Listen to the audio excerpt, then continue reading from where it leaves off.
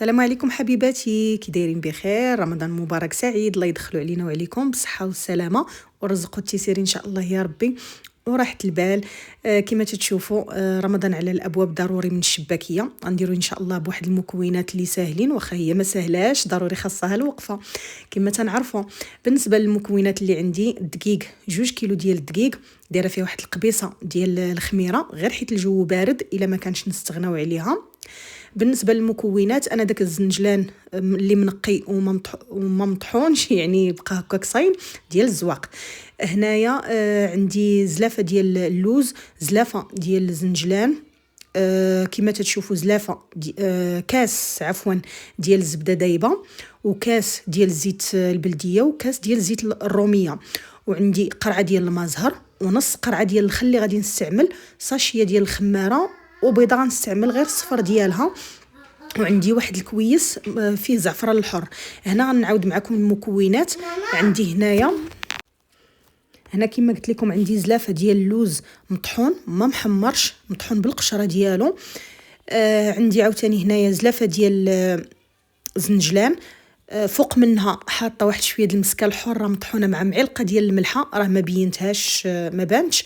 هنا زلافه ديال النافع، مع زلافه ما كاملاش، تقريبا كاس بين النافع وحبه الحلاوه مطحونين حتى هما مزيان ومغربلين. من الاحسن يتغربل كل شيء باش ما تقطعش لكم العجينه. واحد المعلقه ديال القرفه، راه ما غاديش نضيفها حتى الاخر حيت نسيتها، وكوزه محكوك نصها. هادشي كامل انا درتو في الزلافه ونسيت ما بينتش المكونات كاملين. المهم مسكه حره مطحونه مع معلقه ديال الملحه، ما تنديروش السكر صافي، وديك الكوزه محكوكه نصها.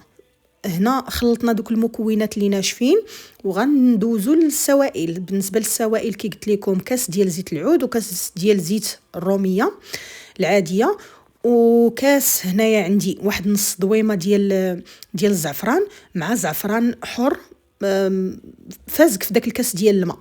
وهنايا كاس ديال الزبده مذوبه، تنخليوها تذوب تيتحيد من هذاك الحليب ديالها. المهم هنا راه ما حمرتهاش، ما ولاتش نوازيت كما تنعرفوا، خاصها تحمر مزيان.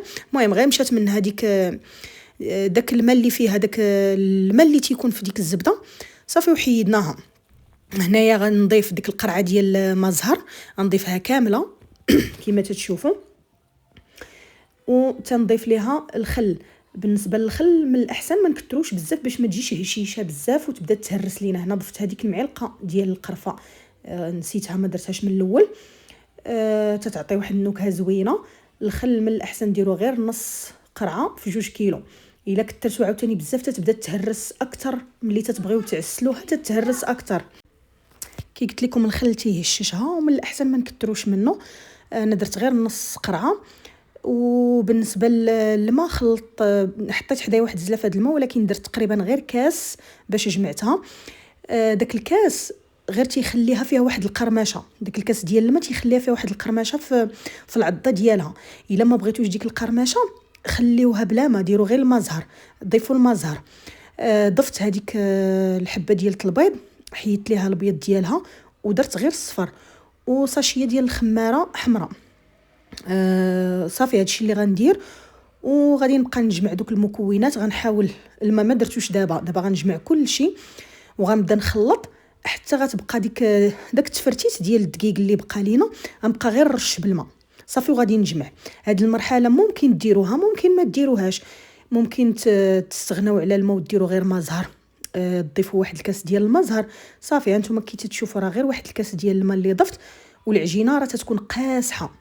ملي تشوفوا العجينه ديالكم قاصحه عرفوها راه مزيانه. ما تحاولوش ترخيوها اكثر بالماء ولا بشي حاجه بالمزهر، ولا خليوها هكا قاصحه وتبقاو تدلكوا فيها مزيان. هي راه تاخذ الوقت في التدلاك. بحال دابا 2 كيلو انا قسمتها على 2 باش ندلكها مزيان، تقسمت على 2 عاد دلكناها مزيان. المهم راه تعاوننا عليها كيف تتشوفوا هكا خاصها تدلك. الا تجمعات لكم من الاول داك الجميع عادي، عرفوا راه ما غاديش تجيكم زوينه لا في التشباك ولا في الطياب. من الاحسن شويه ديال الخدمه والصبر وراها غادي تقاد معاكم. هانتوما كما تتشوفوا راه قسمتها على 2 ودلكناها مزيان.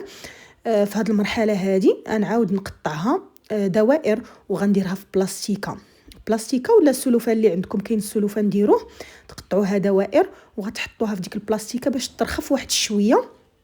وتجيكم سهله في التدلاك. ملي تبغيو تدلكوها غتجيكم سهله. المهم البلاستيكه راها ضروريه. ها نتوما تتشوفوا انا شديت ديك الكميه كامله كورتها ودرتها في ديك البلاستيكه، ومن بعد غادي ندوز لواحد المرحله اخرى اللي غادي ندلكها وغادي نديرها بحال الشكل ديال المسمنه. هذيك المرحله تخليها باش تولي باش تخرج وتشرب العسل بحال لا تتولي مخرجه من الداخل، ولا ما عرفت كيفاش غنشرحها لكم. المهم تجي فيها ديك البواقات ملي تدلكوها بهذيك الطريقه. المهم تتشرب العسل مزيان وتتعطي دوك البواقات وتيعمروا بالعسل. المهم هاد المرحله اللي بغيت نشرح لكم، ما عرفتش كيفاش نوصل لكم الفكره.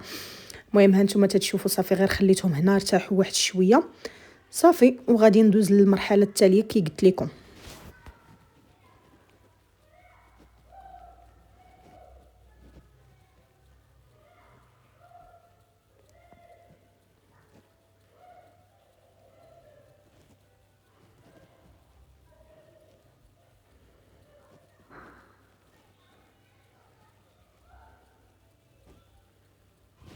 صافي كما تتشوفوا هاد المرحله هادي هنا تنبدا ندير الدقيق. ممكن ما تحتاجوش الدقيق نهائيا الا كان سطح العمل ديالكم ما تيلصقش او لا كانت العجينه ناشفه مزيان، راه ما غاديش تحتاجوا الدقيق، ولكن ضروري واحد النتيفه هكا من فوق العجينه.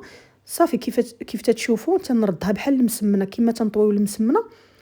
صافي هكايا وتنخليوها ترتاح. تنكملوا الكميه كامله اللي عندنا وتردوها لديك البلاستيكه وتنخليوها غير واحد 5 دقائق بين ما تنساليو وتنعاودوا نبداو ندلكو. بالنسبه للتدلاك ممكن تستعملوا الدلاك، ممكن تستعملوا الماكينه اللي عنده راه غادي يديرها. هنا استعملنا الدلاك رققناها مزيان. وبالنسبه لهاد الجراره هي راه تتنفع مزيان، هي احسن حاجه تخترعت لهاد الشباكيه. تتنفع نص ديال الخدمه تتقضي هاد الجراره هذه احسن من الجراره العاديه، وحسن من هذيك الطابلو اللي تيعطي مربع بمربع ما كانش متوفر باش نصوروا لكم. المهم هذه احسن حاجه كاينه في المقاسات. بالنسبه للتشباك كيف تتشوفوا الجراره عندها 4 ديال السنينات لداخل تتعطينا هذا الشكل هذا. نعاود معكم واحده اخرى. تناخذوا داك المربع ديالنا، تناخذوا جوج اشرطه تنديروهم فوق 2 اشرطه، وداك اللي شريط تندخلوه لداخل وتنطويو. ممكن دوك السنينات تلاقيوهم باش ما تحلش، ممكن تخليهم هكاك. صافي كما شفتوا طريقه سهله ديال التشباك، 2 فوق 2 وواحد نحطوه لداخل وتنقرصوا دوك الجناب. صافي هي الشباكيه ديالنا مقاده. تنخليوها ترتاح واحد شويه. ملي تنجيو للطياب ماشي واحد شويه، يعني ملي تنساليو راه تنبداو عاوتاني الطياب. دوك الاولين اللي بدينا هما باش تنبداو. هنا تنشوف ديك الزيت ديالي واش طابت ولا مازال. هنا بانت لي مازال، خليتها واحد شويه غير سخنات. صافي بديت تنطيب. بالنسبه للطياب ما تنخليوش البوطه على واحد القياس. تنسخنوا الزيت، تنلوحوا الشباكيه ديالنا. ملي تتبدا الطيب تنعاودوا نقصوا نخليوها باش طيب على خاطرها. الا خلينا نفس الجهد راه غتحمر غطيب، يعني غتحمر من برا وتبقى خضره من الداخل. تنقصوا عليها في الاخر حتى تطيب وتنحيدوا ديك الدفعه تنديروها في العسل. كي شفتوا العسل ديالنا راه تتكون ثقيله واحد شويه ماشي جاريه باش تشرب العسل مزيان، وفي نفس الوقت تبقى شاده في ديك العسل تبقى شاده في الشباكيه. صافي بالنسبه كي قلت لكم العافيه راه اهم حاجه، خاصنا نبقاو رادين معاها البال. نبداو نقصوا البوطه فاش تبدا الطيب، باش تحمر مزيان من الداخل. وفاش نبغيو نلوحوا الشباكيه عاوتاني الدفعه الثانيه خاصنا نقصوا ليها ونبقاو معاها بالتحراك. تنبداو نقلبوا هذه وهذه حتى طيب مزيان وتحمر وتكون عندها داك اللون الاحمر ديال الشباكيه. صافي هنا تنجيب واحد الصفايه ولا واحد الكسكاس، ولا كما ديما راكم عارفين تنديروا الكسكاس والبرمه لتحت باش هكا تيبقى العسل لتحت، وتنزوقوا بداك الشيء اللي عندنا. المهم زوقنا هنا بالزنجلان. كي تتشوفوا راه تيجي المنظر ديالها رائع وحتى المذاق رائع. تنتمنى تجربوها. ما تنسونيش باللايكات ديالكم واللي كومونتير، وشكرا لكم على المتابعه.